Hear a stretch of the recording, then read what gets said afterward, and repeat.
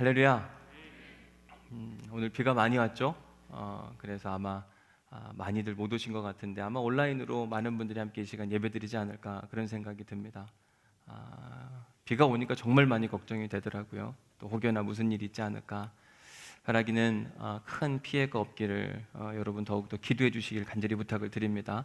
우리만의 문제가 아니라 많은 사람들이 지금 실종되고 또 사망하고 무언가를 잃어가는데 이때 하나님의 도우심과 은혜를 구해야 될 때가 바로 우리라고 생각이 들고 또 이런 기회를 통해서 하나님의 큰 능력이 무엇인가 또 하나님 우리에게 어떤 이야기를 하고 계신가 귀 기울일 수 있는 귀한 시간 될 수 있기를 주님의 이름으로 간절히 부탁을 드립니다.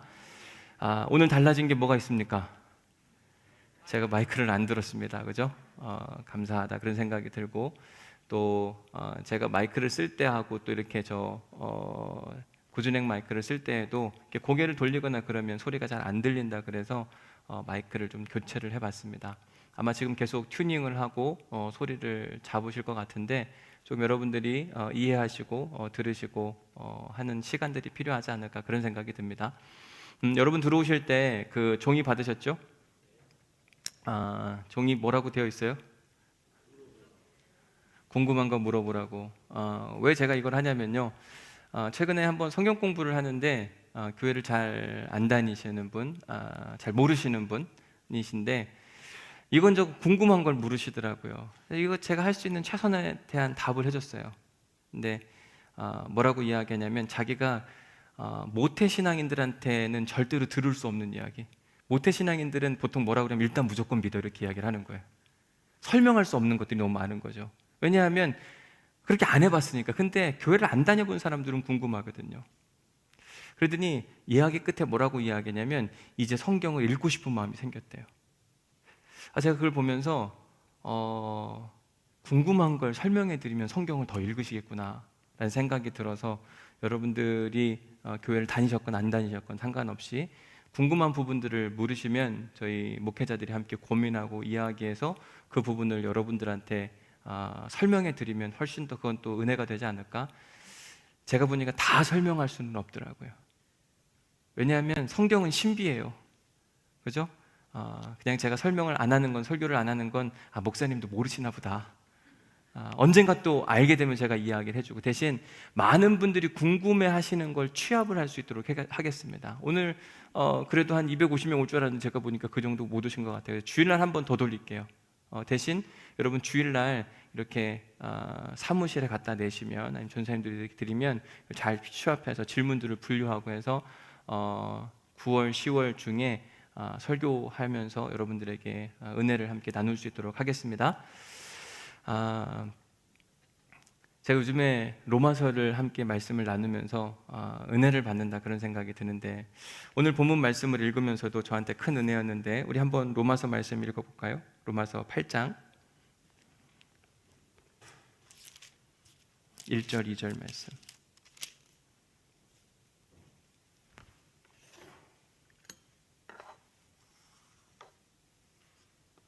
로마서 8장 1절 2절 말씀입니다. 우리 함께 읽어보겠습니다. 시작.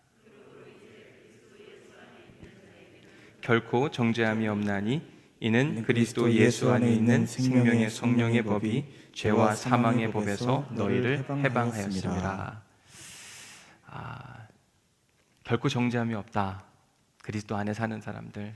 그 말인즉슨 우리는 누구도 정죄할 권한이 없다는 이야기이기도 합니다. 우리는 예수 안에서 자유로운 사람이다. 이걸 읽는데 너무 은혜가 되는 거예요. 근데 이 더 큰 은혜로 저한테 다가왔던 건 제가 오늘 이사야서 말씀을 읽는데 여러분 이사야서 41장 14절 말씀을 볼게요. 이사야서 41장 14절 말씀. 구약성경 1017면에 있습니다. 함께 읽어봅니다. 시작. 버러지 같은 너 야곱아, 너 이스라엘 사람들아, 두려워하지 말라. 나 여호와가 말하노니 내가 너를 도울 것이라.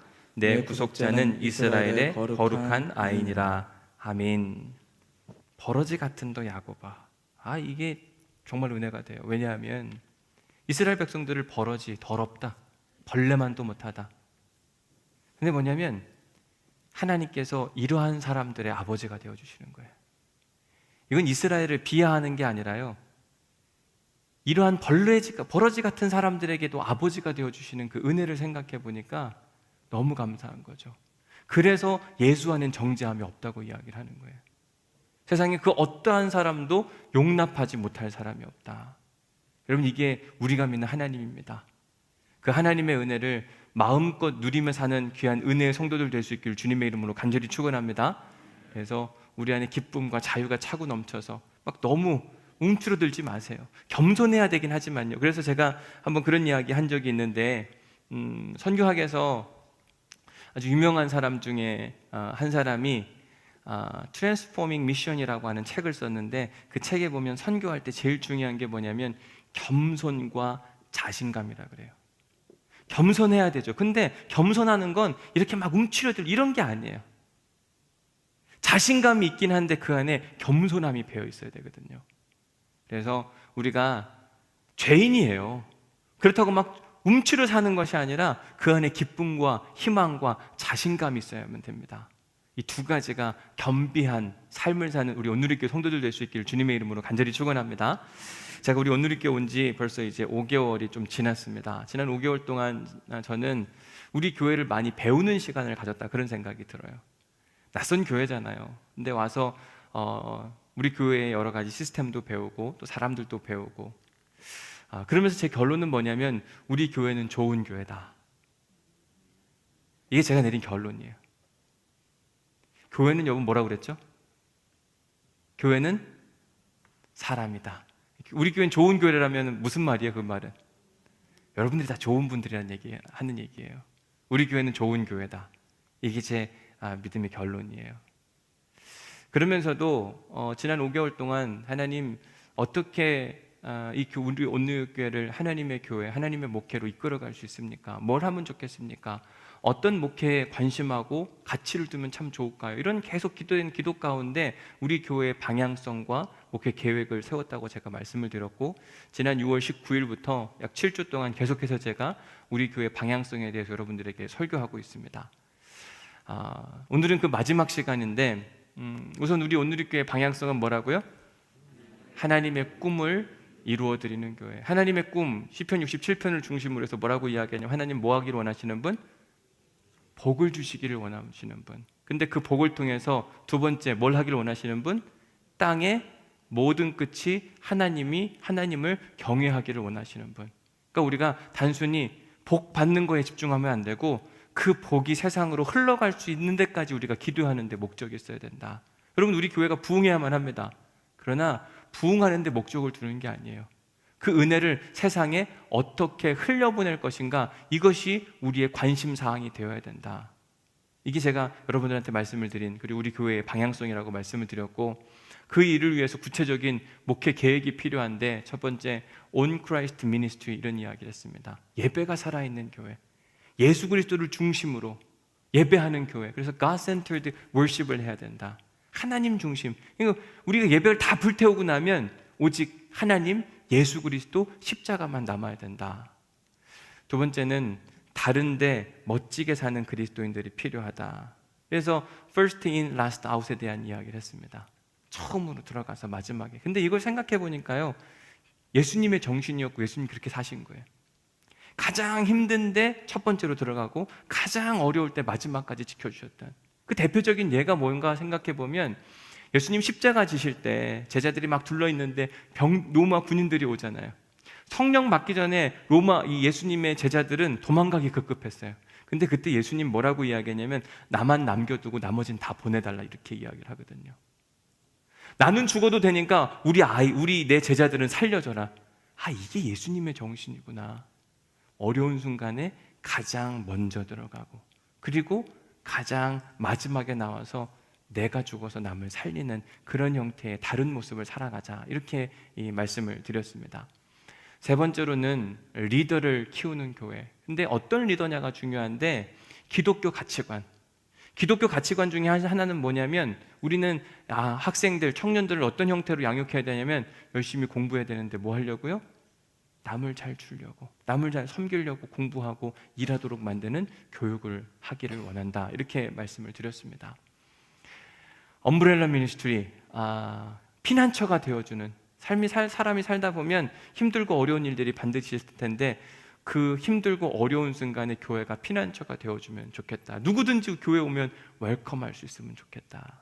제가 그러면 지난주에 미혼모 사역에 대해서 소개를 했잖아요. 어떤 분이 그 단체를 후원하고 싶다고 해서 제가 그 박대원 목사님하고 통화를 했어요. 목사님 잘 지내세요? 제가 부산으로 내려왔더니 깜짝 놀래서 제가 얘기 안 하고 내려왔거든요. 깜짝 놀래더라고요. 그래서 이런저런 사역에 대한 이야기하고 또 우리 교회에 또 누군가 후원하고 싶어 하시는 분이 계셔서 연결해 드리려고요. 그랬더니 그분이 뭐라고 이야기하냐면 교회 중에 미혼모에 대해서 개인이 관심하긴 하는데 교회가 관심하는 건 처음이라고 이야기하더라고요.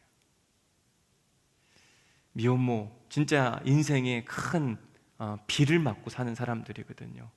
혼자 아이를 키워가야 되고 어느 누구에게도 말할 수도 없고 지우고 싶고 입양 보내고 싶은데 그 아이를 혼자 키워가는 사람들을 돕는 것, 근데 그런 사람들에게 복음이 정말 잘 들어가거든요.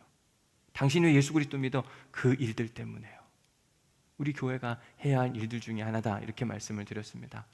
지난주에는 리바이탈라이징 미니스트리, 기쁨을 주는 교회가 되면 좋겠다, 이렇게 말씀을 드렸는데 이걸 영어로 표현하면 어떻게 할 수 있을까? 기쁨을 주는 교회는요, The Gospel Life예요. 복음적인 삶을 살면 나도 기쁘고 남도 기뻐질 수 있어요. 복음적인 삶이 내 안에 찾아오면 내가 기쁨이 들고 나타나요. 근데 기독교 복음의 핵심은 뭐냐면 나만 기쁜 게 아니라 남에게 그 기쁨을 선물해주고 나누어주고 함께 살아가고 싶은 마음이 생긴다, 이렇게 말씀을 드렸습니다. 오늘은 이제 그 마지막 시간으로 인플루언서 미니스트리에 대한 이야기를 함께 하고자 합니다. 인플루언서 미니스트리, 이걸 뭐라고 저는 영어로 표현했냐면 The Kingdom Perspective라고 이야기했어요. 누구한테 영향력을 끼치는 목회를 하면 좋겠고 교회가 되면 좋겠는데, 그러려면 우리가 하나님 나라 관점으로 세상을 바라보고 살아가면 영향력이 끼쳐지더라고요. The Kingdom Perspectives, 하나님 나라 관점으로 세상을 바라보고 해석하고 움직여가면 그 영향력인 존재감이 막 나타나게 되거든요. 제가 이 인플루언서라는 표현을 처음 듣게 된 게 2017년 가을입니다. 내가 2017년 가을에 강의 준비를 하는데 저한테 배정해 준 과목이 뭐냐면 기독교 커뮤니케이션이에요. 근데 그냥 단순히 기독교 커뮤니케이션을 가리키기엔 좀 그래서 제가 그 앞에다가 뭐라고 붙였냐면 제4차 산업혁명과 기독교 커뮤니케이션. 그때 막 한참 제4차 산업혁명에 대한 이야기가 막 붐이 일어날 때였어요. 그래서 4차 산업혁명이 일어나면 여러 가지 변화가 일어날 텐데 그 여러 가지 변화와 함께 기독교는 어떻게 반응하고 어떻게 대화해야 할 것인가, 이런 강의를 하는데 그때 읽었던 책 중에 하나가 지난번에 소개해드렸던 트렌드 코리아 2018, 서울대학교에 있는 이 소비연구소, 소비 트렌드 연구소라는 곳에서 사람들이 어디에 돈을 쓸까 이제 고민을 하게 되는데, 이 김난두 교수와 함께 하는 이 트렌드 분석 연구소가 낸 일들 중에 하나가 뭐냐면 앞으로의 한국뿐만 아니라 전 세계 시장 마켓 중에 하나가 뭐냐면 소비 시장 가운데 인플루언서가 중요하다. 큰 기업도 뭐 중요하고 광고하는 것도 중요한데 영향력 있는 어떤 한 사람이 등장을 해서 그 사람이 어떠한 말과 행동을 하면 사람들이 따라갈 것이다, 그런 사람들을 주목해야 된다, 이런 얘기를 계속했어요. 근데 2019년도에도 제목은 다르지만 비슷한 얘기가 나오고 2020년도에도 또 그런 얘기가 나오는 것을 보게 됐습니다. 2018년도에 보면 인플루언서라고 하는 이러한 언어가 그 17년부터 계속해서 검색되어지는 그런 모습을 보게 되는데, 인플루언서라는 게 뭐냐면 인플루언스는 영향을 주다, 이런 뜻을 갖고 있거든요. 인플루언서는 영향을 주는 사람이라, 이런 뜻을 갖고 있습니다. 그러니까 영향을 누군가한테 주면 그 사람이 또 누군가한테 영향을 주게 될 것이다. 영향의 이 파급 효과에 대한 이야기를 하게 되는데, 이 책에 보면 매력, 자본이 되다, 이런 이야기를 해요. 어느 한 챕터에 나오는 이야기입니다. 매력이 자본이 되다. 매력에 대한 기준이 점점 달라지고 있는데요, 이런 거예요. 여러분, 흑인이 있고 백인이 있어요. 미스 코리아 대회를 하는데 흑인하고 백인, 여러분들의 미의 기준은 뭡니까? 흑인이 미스 코리아 가까울까요? 아니면 백인이 미스 코리아 가까울까요? 여러분들 같으면 투표를 한다면 여러분들 흑인을 투표하시겠습니까? 백인을 투표하시겠습니까? 자, 여기 한번 투표해 보겠습니다. 여기 흑인하고 백인이 있는데 나는 미스 코리아를 내가 투표할 권한이 있다고 생각하고 나는 흑인에게 투표하겠다. 한 분도 없어요? 난 백인에게 투표할 것 같다. 그죠? 이게 우리의 선입견이라고 이야기하는 거예요. 예전에는 그랬어요. 근데 2019년도부터 달라졌어요. 남아공에 있는 그 이름이 뭐냐면 조지비니 툰지라고 하는 사람인데, 이 사람이 2019년도 미스 유니버스에 당첨이 됐어요. 1등이 됐어요. 사람들이 옛날엔 백인이 무조건 매력적이고 아름답다고 생각했는데 이제 인식이 바뀌는 겁니다. 뭐라고? 흑인도 매력적이 될 수 있다. 매력에 대한 기준과 가치가 바뀌는 거예요. 근데 또 하나 뭐가 있냐면요, 여러분 그런 얘기 들어보셨어요? 예쁜 쓰레기? 예쁜 쓰레기. 젊은 사람들은 알아요. 그게 뭐냐면요, 우린 실용주의를 갖고 살기 때문에 이런 거 잘 모릅니다. 쓸 데는 없지만 갖고 싶은 게 있어요. 어른들 이게 이해가 되세요? 이게 쓸모가 없어요. 근데 이걸 산다니까요. 이 뚜껑만 사요. 비싼데도. 이게 예쁜 쓰레기. 이걸 모으는 사람들이 있어요. 아마 여기 청년들 중에서 모은 사람이 있을 거예요. 한 번 쓰는데 그냥 사요. 우리 같으면 절대로 안 사잖아요. 왜냐하면 누군가 이걸 썼어요. 그리고 좋다고 얘기를 했어요. 근데 나한테는 안 필요하지만 누군가에게 영향을 받아서 이걸 사는 거예요. 근데 이 마켓이 점점점 커지고 있는 겁니다. 이 이해할 수 없는 일들인데 실제로 이런 일들이 많이 일어나고 있다고 이야기를 하는 거죠. 여러분, 이 사람이 누군지 아세요? 영화 배우잖아요. 근데 이 사람 별명이 있어요. 이 사람 별명이 뭐예요? 이 사람 예쁩니까? 아니면 험악하게 생겼습니까? 근데 이 사람 별명이 뭐냐면 마블리예요. 어떤 영향력 있는 연예인이 마동석이 귀엽다 그런 거예요. 그래서 마블리가 뭐냐면 마동석이 러블리하다, 귀엽다, 사랑스럽다 이렇게. 여러분, 사랑스러움의 기준이 달라진 거예요. 옛날에는 저렇게 생긴 사람이 사랑스러웠나요?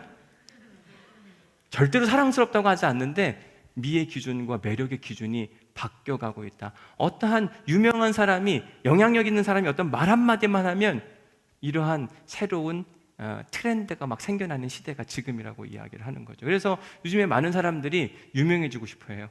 영향력을 갖고 싶어 합니다. 그래서 하는 일이 뭐냐면 유튜버를 많이 합니다. 어린 애들부터 젊은 사람도, 심지어 연세 있으신 분들까지 막 다 유튜버를 하는데, 세상 사람들이 유튜버를 하는 것, 그 기준과 가치는 뭐냐면 돈과 명예와 인기라고 하는 거예요. 물론 중요하죠. 그런 것을 위해서 영향력 있는 사람이 되려고 하는 거 중요한데, 제가 영향력 있는 교회, 영향력 있는 목회를 하고 싶다고 하는 근본적인 이유가 뭐냐면, 세상적인 영향력, 사회적 영향력은요, 특징이 뭐냐면 고지론을 이야기해요. 고지론의 핵심은 뭐냐면 높은 곳에 올라가야만 영향력을 끼칠 수 있다고 생각을 합니다. 그래서 수단과 방법을 가리지 않고 높은 곳에 올라가야 된다라고 하는 것이 세상 사람들이 가르치는 바예요. 뭐가 있냐면요, 문제 중에 저는 고지론이 나쁜 것 같지는 않아요. 근데 세상적인 고지론의 특징 중에 하나는 뭐냐면 수단과 방법을 가리지 않는다고 하는 거. 경쟁에서 이겨서 일단은 높은 자리에 올라가야 된다. 근데 이렇게 산 사람이 누구냐면 야곱이에요. 야곱은 자기가 장자가 되어야만 하나님의 일을 할 수 있다고 생각을 했어요. 그러니까 막 경쟁해가지고 태어날 때부터 막 끌어잡고 먼저 태어나려고 애를 쓰는 거예요. 팥죽 한 그릇이라도 해가지고 수단과 방법을 가리지 않는 것, 결코 건강하지 않다고 이야기를 하는 거죠. 이 반대되는 게 뭐냐면 미답지론인데, 이 미답지론이라는 건 뭐냐면 아무도 가지 않는 그 길을 걸어가는 거예요. 세상에 할 일들이 너무 많거든요. 근데 고지론에 가려면요, 유명한 거, 유튜버 중에서도 막 탑이 되려고 하니까 서로가 막 다른 유튜버들을 막 이렇게 깔아 뭉개고 자기가 막 올라가려고 그래요. 근데 그런 거 말고 남들이 가지 않은 그곳을 개척해 가는 사람들, 그런 사람들에게 좋은 영향력을 끼칠 수 있다. 옛날 세상적인 방법은 뭐냐면 내가 유명한 사람이 되어서 영향력을 끼쳐야 되겠다. 그러기 위해서는 수단과 방법을 가리지 않고 일단 높은 자리에 올라가. 그거면 된다고 생각해요. 이걸 세상엔 하나님의 축복이라고 생각했어요. 근데 성경 어디에도 너는 성공해라, 그럼 내가 너희를 축복하겠다, 이런 얘기를 하시지 않았다니까요. 미답지론, 오히려 남이 가지 않는 그 길을 걸어가면서 하나님 나라와 꿈을 꾸고 살아가면. 옛날하고 달라지게 미답지론에 대한 영향력, 유명해지지 않아도 우리가 영향력을 끼칠 수 있는 이유는 뭐냐면 인터넷의 발달이에요. 이제는 막 우리가 엄청난 유명세가 아니어도 충분히 좋은 영향력을 많이 끼칠 수 있다, 이렇게 이야기를 하는 거죠. 2014년에 있었던 일인데요. 소방서에서 보낸 닭갈비, 훈훈한 혼줄, 이런 거 혹시 들어보신 적 있으세요? 강원도에서 산불이 났어요. 근데 그때 어마어마한 소방관들이 막 이렇게 참여해가지고 수거했잖아요. 강원도에 계신 어떤 닭갈비집에서 수거한 이 소방관들한테 그 택배를 보내준 거예요. 닭갈비, 어마어마하게. 요거에 대한 영상을 제가 가져왔으니 잠깐 보도록 하겠습니다. 오늘의 333 뉴스입니다. 전남 해남 소방서에 배달된 춘천 닭갈비입니다. 닭갈비집 주인이 강원 산불 진화 작업에 함께해줘 감사하다며 보낸 건데요. 업체의 이름도 주소도 모두 가려있지만 누리꾼 수사대가 출동, 박스 스티커와 택배 번호까지 모두 파악해서 결국 해당 업체를 찾아냈습니다. 먹어서 혼내주자, 착한 짓을 하면 무슨 일을 당하는지 알려주자, 이른바 혼줄 인증을 하면서 해당 닭갈비 업체에 주문이 쏟아지고 있는데요. 주문 전화를 직접 걸어보니 보잘것없는 일이었는데 부끄럽다며 자신보단 피해 이재민과 소방관들에게 성원을 부탁한다는 문자가 되돌아왔습니다. 뭐라고 이야기했냐면 착한 일을 하면 어떤 일이 벌어지는지 혼쭐 내보자, 이렇게 이야기하고 그 닭갈비집에서 엄청난 닭갈비를 주문해 준 거예요. 옛날에는 유명한 사람만 어떤 영향력을 끼친다고 생각을 했습니다. 근데 지금은 그렇지 않다니까요. 누구든지. 세상이 바뀌어가는데 무조건 나쁜 게 아닌 겁니다. 이 세상을 우리가 이용할 줄도 알아야 되는 거죠. 인플루언서 미니스트리는 세상에 좋은 문화와 영향력을 끼치자는 이야기를 하는 거예요. 어떤 좋은 문화와 영향력이냐면 하나님 나라 문화와 영향력을 끼쳐가고 우리를 통해서 하나님 나라 정신이 바뀌어져 가야 된다. 요즘 부동산법 때문에 되게 말이 많잖아요. 법으로 지정해가지고 뭐 전세 4년 계약 뭐 이런 얘기 하잖아요. 근데 제가 얼마 전에 그 밤셀 리더 교육하면서 그 얘기 한 적 있지 않나요? 우리 전세 올리지 말자고, 전세값 올리지 말자고 한 적 있죠? 전세 젊은 사람들을 위해서 한 번 들어오면 이 사람이 나갈 때까지 전세값 그대로, 집 2채 이상 있으신 분들은 끝날 때까지 그대로 있어주자. 그리고 그 시세에 맞게 그 사람이 나가면 그 다음엔 받아도 되는데 최소한 우리가 자꾸 세상 사람들, 막 젊은 사람들 이것도 포기하고 저것도 포기하는데 우리 기독교가 그런 문화를 만들어보자. 여러분, 이걸 법으로 하는 것보다 이런 문화 양상을 하는 게 훨씬 더 중요하거든요. 법으로 하니까 이것저것 생기는 문제가 너무 많잖아요.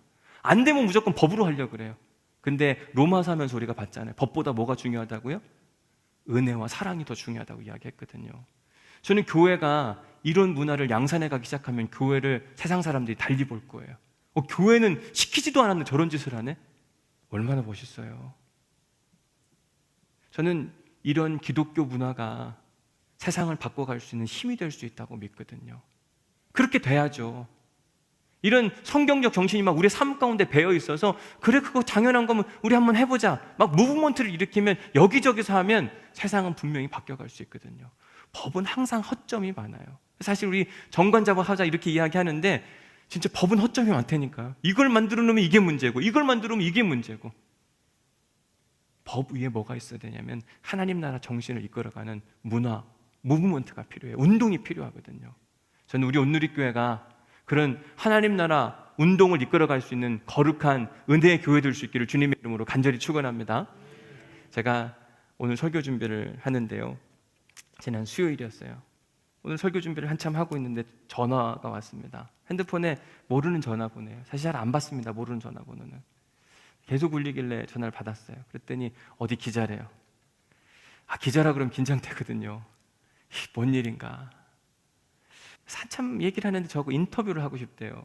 그래서 제가 한참 듣다가 그냥 대충 이렇게 듣고 있다가 어디 기자시냐고 다시 한번 물어봤어요. 교계 신문 기자냐, 방송 기자냐, 무슨 기자냐 그랬더니 주간인물 기자라고 이야기하더라고요. 주간인물 기자는 뭐 하는 사람인지 저 잘 모르겠더라고요. 나중에 찾아보니까 1991년부터 시작된 그래도 비교적 역사가 있는 잡지, 주간 잡지를 이끌어내는 곳인데 저한테 인터뷰를 하고 싶다고 그래서 왜 인터뷰를 하고 싶냐고 그랬더니 어디서 들었대요. 목사님 새로 오셨는데 이런저런 사역들을 한다는 얘기를 들었는데 좀 소개하고 잡지에 내면 좋을 것 같아서, 그래서 오늘 오전에 인터뷰를 하게 됐어요.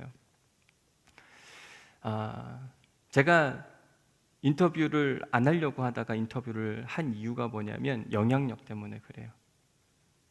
좋은 교회 문화 운동이 누구한테 알려짐으로 말미암아 그런 운동을 함께 동참하는 사람들이 많았으면 좋겠다. 그래서 오늘 오전에 1시간 이상 인터뷰를 하고 갔어요. 근데 그 기자가 뭐라고 가고 갔냐면, 목사님 오늘 은혜 받고 갔다 그러더라고요. 저는 그 말이 너무 좋은 거예요. 은혜 받고 간다. 인터뷰하러 왔는데 은혜 받고 간대요. 나중에는요, 수첩을 놓고 듣고 있더라고요, 이렇게. 너무 좋은 거예요. 오늘도 누가 하나 전도하나 보다. 우리 금요일 날 오면 진짜 좋으니까 제가 꼭 와보시라고 그랬거든요. 나중에 한번 오겠다 그러더라고요. 근데 인터뷰 맨 말미에 뭐라 그러냐면, 저한테 표지를 보여주면서 목사님 사진 찍어야 되는데 저 표지에 목사님 실으면 안 될까요? 그러더라고요. 그래서 제가 뭐라 그랬을까요? 뭐라 그랬을까요? 왜 그러기를 바라서 안 실었으면 좋겠어요? 잘 실어달라고. 데스크가 원하면 하겠지만 제가 실어달라고 말을 하지 않겠다 이렇게 얘기했어요. 제가 미국에서 한국 들어올 때도 어떤 다짐이 있었냐면, 어디 가서 강의 구걸하러 다니진 않겠다 이런 이야기를 했거든요. 제가 뭐가 아쉬워가지고 저기 나오는 게 뭐 그렇게 대단하다고 저 한번 꼭 실어주면 안 될까요? 이렇게 하겠어요. 정 씻겠다면 제가 이야기하진 않겠지만 실어달라고는 말을 못하겠다. 얼마 전에는 어느 극동방송 관련해서 저한테 연락이 와서 이런저런 이야기를 하시는데, 목사님 방송 안 하실래요? 저한테 그러더라고요. 지금 무슨 40일 무슨 방송을 하는데 사람들이 못 들어가서 난리래요. 목사님들이 다 들어오고 싶은데 목사님을 위해서 자리를 하나 꼭 마련해 드릴 테니까 들어오시지 않겠냐고. 그래서 나중에 한마디 때문에 제가 안 하겠다 그랬는데, 왜 그걸 제가 해야 됩니까? 그랬더니, 그거 하면 목사님 되게 유명해지고요, 금방 부흥을. 그래서 제가 안 하겠다 그랬어요. 제가 유명해지는데 그렇게 큰 관심을 보이기 시작하면 진짜 큰일 나거든요. 저것도 마찬가지예요. 제가 저기에 나와가지고 유명해지면 물론 좋은 일도 있겠죠. 우리 교회가 홍보되고 알려지고. 근데 그거보다 더 중요한 건 뭐냐면, 예수님이 드러났으면 좋겠다. 제가 그 기자님한테도 꼭 이야기했어요. 제가 예전에 신문을 만들었거든요. 학교에서 학부사 신문을 만들어서 한참 인터뷰를 하는데 제가 그랬어요, 웃으면서. 그러니까 얘기를 하다 보면 자꾸 얘기를 이쪽으로 이끌어가요. 제가 웃으면서 뭐라 그랬냐면, 기자님 제가 옛날에 학부사를 해서 제가 기자님 신정을 압니다. 그랬더니 막 웃더라고요. 본인 쓰고 싶은 기사가 있는 거예요. 그리고 그렇게 이끌어가기 위해서 저를 자꾸 이렇게 이끌어가는 모습이 보이는 거죠. 근데 제가 뭐라고 이야기했냐면, 제발 이 신문에 매거진에 나올 때 영향력에 대한 이야기만 잘 나올 수 있도록 해달라. 간곡히 부탁을 드렸어요. 교회 영향력, 그리스도인의 영향력, 복음의 영향력을 초점을 맞춰야지 다른 거 초점 맞추면 안 된다. 우리가 순간 잘못하고 실수하는 것 중에 하나가, 사실 저 표지 모델 나오라고 하는 건 뭐냐면 후원비 달라고 저한테 그러는 거예요. 제가 잘해서 그런 게 아니더라고요. 나중에 저는 착각했죠. 내가 인터뷰를 잘했나 보다. 근데 얘기를 한참 들어보다 보니까 뭘 이야기하냐면, 저거 한 300분은 저보고 좀 구매를 해주셔야 된대요. 200만 원 이상을 줘야 되는 거죠. 제가 그래서 뭐라 그랬냐면, 제가 그렇게는 못하겠다 그랬어요. 지금 그거 있으면 내가 어디 수혜나한테 가서 돈을 주면 좋지, 내가 저 큰 화면에 나오기 위해서 돈을 어떻게 주냐. 난 그렇게는 못하겠다. 내 양심상 그렇게 못할 것 같으니까 절대로 그런 일을 안 한다. 내가 이거 안 나와도 되니까 그렇게는 하지 마라. 그랬더니 그냥 안에 집어넣을 테니까 그러면 50부나 100부라도 좀 해주면 안 되겠냐고. 제가 그러면 그건 어떻게 한번 좀 이야기를 해서 해보긴 하겠는데, 목적과 방향성이 틀리면 안 되거든요. 유명해지는 거에 목적을 가지면 진짜 큰일 납니다. 근데 좋은 일, 영향력 있는 일을 하다가 유명해지는 건 어떻게 할 수가 없어요. 영향력 있는 일을 했는데 내가 유명해졌어요. 근데 나는 그러면 안 된다고 이렇게 할 수는 없잖아요.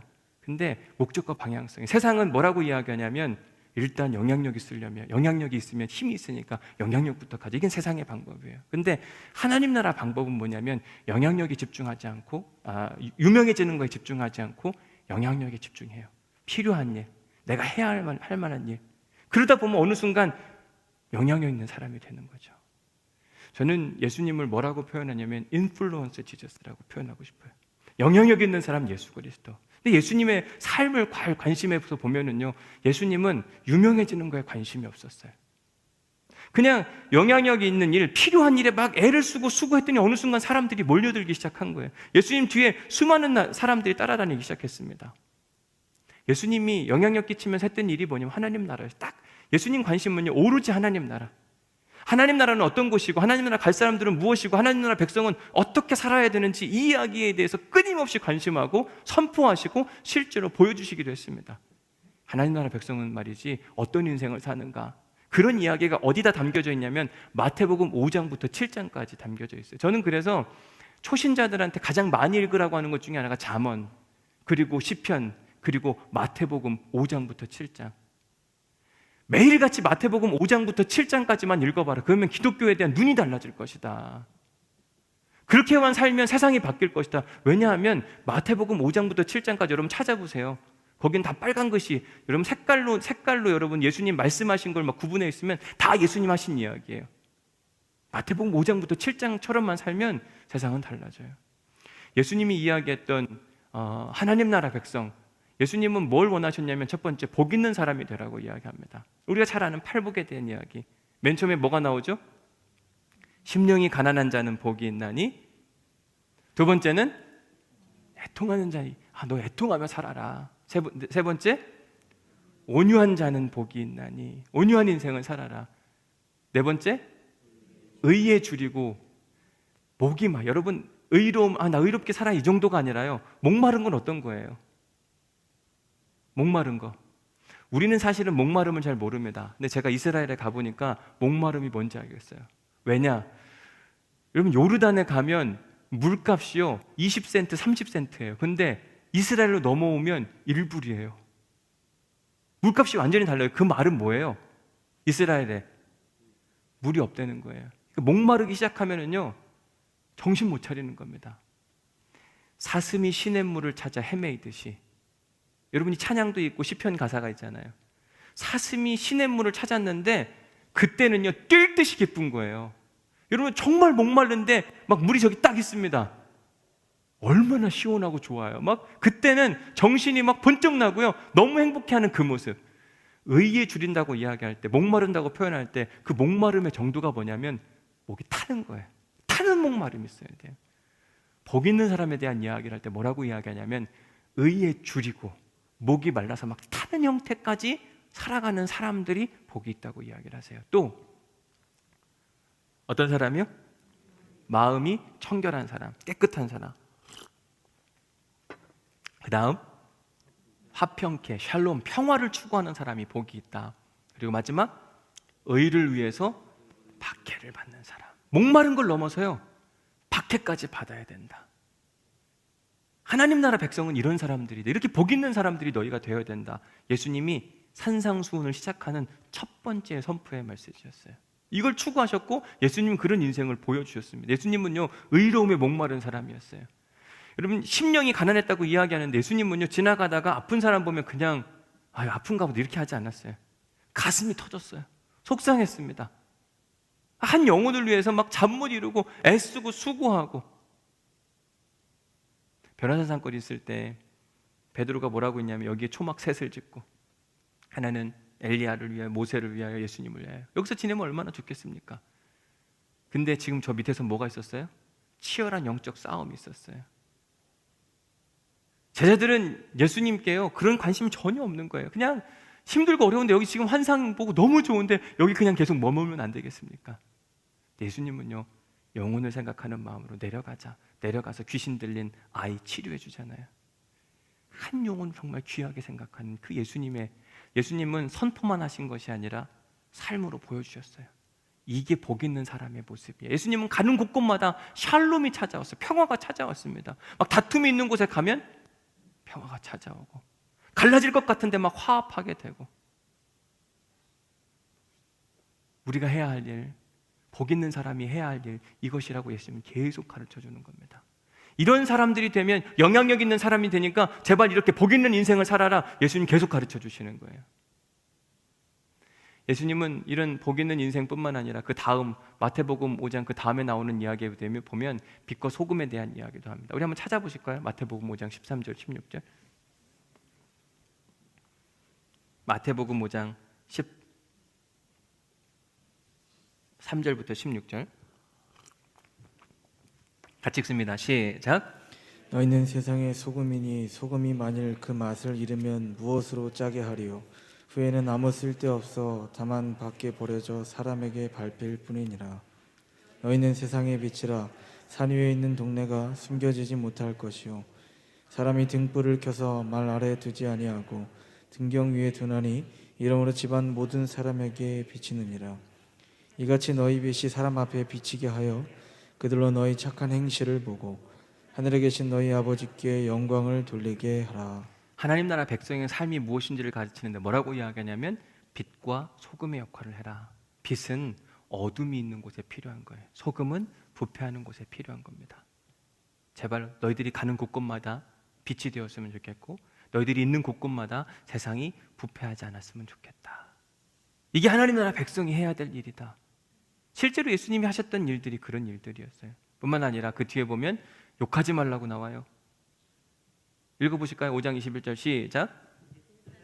말한 바 살인하지 말라. 누구든지 살인하면 심판을 받게 되리라 하였다는 것을 너희가 들었으나 그 다음 읽어보세요. 시작. 나는 너희에게 이르노니 형제에게 노하는 자마다 심판을 받게 되고 형제를 대하여 라가라 하는 자는 공회에 잡혀가게 되고 미련한 놈이라 하는 자는 지옥불에 들어가게 되리라. 라가가 뭐라고 되어 있습니까? 그 밑에 주석에 보면 욕이라고 이야기하는 거예요. 근데 마음으로 욕하는 것도 살인이라고 이야기를 하는 거죠. 하나님 나라 백성은 말이지 욕하면 안 돼. 욕하시면 안 돼요. 근데 제가 가끔 욕하는 분을 봐요. 장로님인데, 우리 교회 장로님이 아니라 수원에 있는데 어느 분이 막 진짜 제 앞에서 막 욕을 하더라고요. 그래서 나를 목사로 생각하는 건가 아닌가 이런 생각이 들 정도였거든요. 자기가 화가 나니까 막 나오는 거예요. 하나님 나라 백성운동 만드는 그 시간들을 봤을 때 이런 것과 또 싸워야 되는 일들에 대해서 이야기 아주 구체적입니다.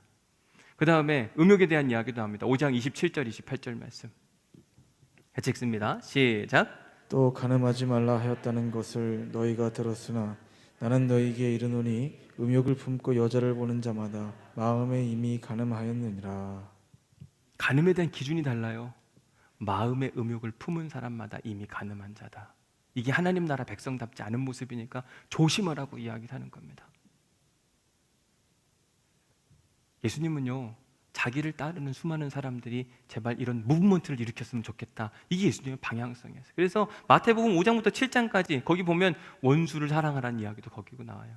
형제를 용서하지 못하면 예배하기 전에 예배 제물 다 갖다 놓고 형제한테 와서 용서한 다음에 와서 예배드리라. 이게 하나님 나라 백성이라. 예수님은요 3년 동안 사역하시면서 불철주야 그냥 가는 곳곳마다 자기가 이 하나님 나라 운동에 대한 사명감을 가지고 사람들을 계속 가르치고 또 가르치는 모습을 보게 됩니다. 근데 제가 마태복음 5장부터 7장까지의 핵심을 보니까 이 가르침의 핵심은 뭐냐면 사랑하라는 얘기를 하는 거예요. 제발 사랑하고 살아라. 너희 하나님도 사랑해야 되고 너희 이웃도 사랑해야 된다. 이 정신을 진짜 잊어버리면 안 된다. 예수님이 계속 하고 싶었던 얘기가 바로 거기에 있었어요. 하나님 나라 정신 그리고 사랑하라고 하는 정신의 가장 큰 것 중에 하나가 뭐냐면 사실은 용서예요. 용서. 용서 중에도 어떤 용서가 제일 어려운가? 원수를 용서하는 거. 근데 용서의 가장 큰 건 뭐냐면요, 반대로 해서 사실은 사랑하는 거거든요. 용서한다고 할 때 우리 마음 뭐냐면 내가 널 용서해 줄게. 근데 예수님의 용서는 그런 게 아니에요. 여러분 이 글은 보세요. 뭐라고 되어 있냐면 에이 몰라 다 품어보자. 예수님이 날 어떻게 사랑해 주셨는데 내가 모른 척만 해. 원수 사랑할 때 내가 너 용서해 줄게. 이건 거만한 거예요. 그냥 울면서 안아주면서 난 잘 모르겠는데 그냥 사랑할게. 여러분, 이게 얼마나 힘들고 어려운 일이에요. 근데 예수님이 이걸 보여주셨어요. 잘 보시면 복음서에 쭉 흘러가면서 모든 복음서의 마지막은 뭘로 끝납니까? 십자가와 부활로 끝나요. 십자가는 뭐냐면 용서와 사랑의 표징이거든요. 오늘 우리가 함께 읽은 본문 말씀에 보면 예수님이 십자가에 달리는 장면에 대한 이야기를 합니다. 32절 말씀, 오늘 본문으로 와서 32절 말씀 읽어봅니다. 32절 시작. 또 다른 두 행악자도 사형을 받게 되어 예수와 함께 끌려가니라. 또 두 다른 행악자도 사형을, 그러니까 이 두 행악자는 사형 받을 만한 짓을 한 거예요. 근데 예수님이 함께 끌려간다는 말의 의미는 뭐냐면 예수님도 동일한 취급을 받는다. 사형 받을 만한 사람이다. 근데 우리가 이미 잘 아는 것처럼 예수님이 그럴 만한 일을 하지 않았습니다. 오해를 받았어요. 모함을 받은 겁니다. 오해를 받고 모함을 받았을 때 우리 같으면 어떤가? 여러분, 모함 받고 오해 받으면 여러분 마음이 어떻습니까? 억울하고 속상하고 변명하고 싶고, 맨 처음에 아마 변명하고 싶을 거예요. 아니, 그게 아니라 이건 이렇게 됐을 거고 이건 이렇게 됐습니다. 만약 그것도 들어주지 않는다면 우리는 막 울분을 토할 거예요. 아니, 그거 아니라니까요, 뭐 이러면서 화가 날 거예요. 그게 더 심해지면 복수하고 싶어질 거예요. 너 나한테 그랬어? 이를 박박 긁으면서요, 내가 반드시 너를 없애버리겠어. 깔아 뭉개주겠어. 근데 예수님이 하셨던 방법이 뭔가? 예수님은 동일한 상황 가운데 놓였을 때 34절 말씀. 이에 예수께서 이르시되 시작. 이에 예수께서 이르시되 아버지 저들을 사하여 주옵소서. 자기들이 하는 것을 알지 못함이니이다 하시더라. 그들이 그의 옷을 나눠 제비 뽑을세. 예수님의 선택은 뭐였냐면 복수가 아니라 용서였거든요. 예수님이 용서하는 일이 쉬웠나? 안 쉬웠어요. 그러니까 예수님 이거 안 하면 좋겠다고 이야기를 하셨고 거부하고 싶은 마음도 들었습니다. 근데 결정적인 예수님의 마지막 선택은 뭐였냐면 용서였거든요. 여러분, 모든 성서의 가르침의 마지막은 뭐냐면 사랑이에요. 그 사랑 중에서도 어디까지 가야 되냐면 원수 사랑까지 가야 되거든요. 저한테 오늘의 꿈이 있다면 원수 사랑하는 사람들이 많이 태어났으면 좋겠어요. 이건 신앙의 경륜에 있어서 아주 최고점이라고 저는 생각이 들어요. 어떻게 나를 억울하게 하고 나를 시험하고 나를 막 모함했던 사람을 용서할 수 있을까? 근데 예수님 그렇게 하셨잖아요. 예수님만 그렇게 하신 게 아니라 여러분 생각해 보면 스데반, 자기를 돌로 쳐 죽이는 그 스데반 향한 그 사람들한테 스데반이 했던 동일한 기도가 있잖아요. 주여, 저들이 지금 뭐 하는지 모르는 그 사람들을 좀 용서해 달라고. 똑같이 했어요. 사도행전 14장에 보면 사도 바울이 루스드라에서 돌에 맞아 죽는 장면이 나와요. 막 끌어내니라. 사람들이 죽은 줄 알고 성 밖으로 끌어냈어요. 근데 사도 바울이 어떻게 하냐면 다시 그 루스드라 성내로 들어가요. 이건 있을 수가 없는 거예요. 억울해가지고 자기를 죽이려고 했던 사람인데 실제로 돌을 쳐서 죽여가지고 죽은 줄 알고 끄집어냈는데 다시 그 안에 들어간다는 건 또 죽기를 각오하고 복음을 증거하러 들어가는 거. 아, 이게 최고구나라는 생각이 드는 거죠. 또 한국의 대표적인 사랑의 원자탄이라고 이야기하는 손양원 목사님 이야기. 손양의라고 되어 있는 손양원 목사님. 얼마나 대단해요. 어떻게 그럴 수가 있나? 우리한테 하나님이 요구하시는 건 사실 이 정도의 믿음의 성숙이거든요. 예수님의 영향력이요, 2000년 전의 영향력이 지금까지 오는 거예요. 어디서 단절된 게 아니라 지금도 이어가기를 원하시고 주님 다시 오시는 그날까지 그 일이 일어나기를 간절히 소망하고 계세요. 우리를 통해 그 일들이 일어나야 되거든요. 또 하나 기가 막힌 용서에 대한 이야기, 사랑에 대한 이야기가 있는데 아미시 공동체에 대한 이야기. 제가 2006년도에 미국에서 유학했을 때 일인데요. 아미시 공동체는 17세기에 유럽의 종교 핍박을 피해서 미국으로 도피한 사람들입니다. 경건한 신앙생활을 하고 싶은데 점점 더 세속화되어져 가고 기독교 신앙에 유지할 수 없는 그런 모습이 강해지자 사람들이 예배하기 위해서 이 땅으로 왔어요. 지금은 대부분 다 미국 필라델피아의 근처에 살고 있는데 2006년 10월 2일이었어요. 제가 그때 한참 미국에서 공부하고 있을 때인데 그때는 저런 일이 일어났는 줄도 몰랐어요. 그때는 영어를 모르고 뭐 TV 볼 시간도 없었으면 열심히 공부하느냐고. 근데 나중에 알고 보니까 저런 일이 있었더라고요. 2006년 10월 2일 필라델피아에 니켈 마인스라고 하는 도시가 있는데 거기에 아미시 공동체가 형성되어 있는 겁니다. 저 사람들은 옛날 그 모습 그대로 현대 문명하고 단절하고 살아요. 왜? 현대 문명은 우리를 영적으로 공격한다고 생각해서. 지금도 맨발로 걸어 다니는 사람들이 있어요. 모자 쓰고 있고, 그리고 수염을 기른 사람과 수염을 기르지 않은 사람이 있습니다. 그 차이가 뭘까요? 결혼한 사람과 결혼하지 않은 사람의 차이들, 뭐 이런 것들을 옛날부터 지켜오던 습관들을 계속 지금까지 지켜오는 모습들을 보게 돼요. 근데 저 동네에 우유 배달원이 하나 있었는데 칼 로버츠라고 하는 사람이었어요. 근데 저 사람이 초등학교에 가가지고 초등학교 학생들 13명 중에 그 남자들은 다 내보내고 10명을요 10명을 쭉 세워놨어요. 그리고 총을 쏴가지고 5명이 죽고 왔어요. 미국 사회가 발칵 뒤집혔어요. 왜냐하면 저 공동체는 거룩함을 추구하는 공동체라 그랬는데 어떻게 저런 이 아미시 공동체에 살인사건이 일어났냐. 이것 때문에 세상 사람들이 깜짝 놀랐는데 더 깜짝 놀랄 만한 사실이 발생했어요. 왜 칼 로버츠가 초등학교에 들어가서 사람을 저렇게 죽었냐. 이게 진짜 중요한데 자기한테 딸이 있는데 딸 중에 하나가 태어나자마자 시름시름 앓다가 죽었어요. 자기는 하나님을 믿기 때문에 하나님한테 기도한 겁니다. 하나님, 전능하신 하나님이니까 고쳐주실 것을 내가 믿습니다. 제발 고쳐주옵소서. 근데 그 아이가 그냥 죽어버린 거예요. 누구에 대한 증오심이 있었냐면 하나님에 대한 증오심이 있었어요. 그리고 자기 딸이 태어났는데 태어나서 지금까지 살아있다고 한다면 어느 정도가 됐을까? 초등학교 한 10살, 13살. 그런 아이들을 일렬로 세워놓고 하나씩 죽이기 시작한 거예요. 얼마나 끔찍해요. 그런데 사람들이 왜 놀랐냐면요, 가해자 부모가 있었는데 이 사람도 마지막엔 결국 자기가 자살해서 죽습니다.